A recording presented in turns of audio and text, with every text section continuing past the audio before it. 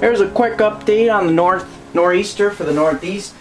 This system is not going to shape up the way we thought it was, so we're going to quickly take a look at the potential vorticity here at 500 millibars. This is a couple kilometers up. This shows you the amount of spin in the atmosphere, and we've got this system vorticity max heading down through the Dakotas here and eventually heads down into the southeast. That is the key ingredient that's missing from this storm. We've got the vorticity max spinning up along the coast here. You can see where the low is going to be, right around that central vorticity max here that's pinwheeling to the Carolinas right now. And that's going to head off the coast of Virginia Beach, but it's going to head up the coast.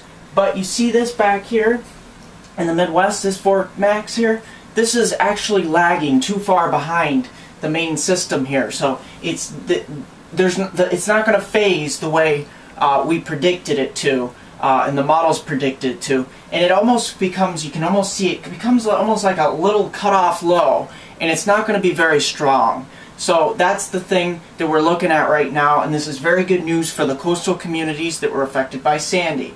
This key ingredient back here is lagging by about a half a day, and that's why we are not going to get the explosive development and the further westward track of the low that the Euro was predicting for so many days.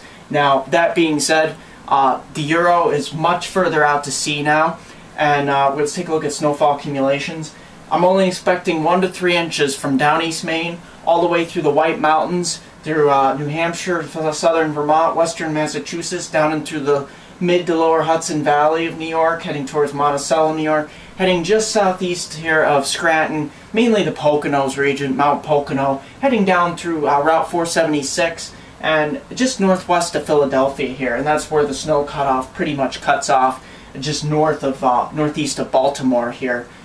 So that's what we're looking at for snowfall accumulations. Not much. We're looking at a little bit of some coastal areas getting a higher wave action here, and northeast winds 20, 30, 35 miles an hour, but that's all we're looking at this point. This is not going to be a blockbuster mega low. This is going to be more like a 996 to 1002 millibar low. So let's take a look at the 500 millibar heights. You can see that there is no block going on here. The height contours are straight out towards the Atlantic instead of arcing up like they did with Sandy. And you can see this signature out here. It's a deep trough, but it's not a trough that's aligned like this. It's a trough that's aligned like this, and that makes a big difference on the strength of the system.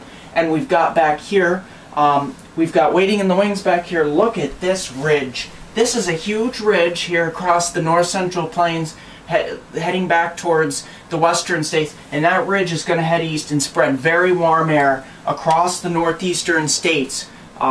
Here you can see the temperatures here at 850 millibars spreading really far east. We could be seeing highs in the 60s in the northeast and eastern coastline here, with much of the nation basking in well above normal temperatures, especially east of the Mississippi River. I'm meteorologist Mark Molnar. Don't forget to like us on Facebook or MeteoMark, and subscribe to us here on YouTube.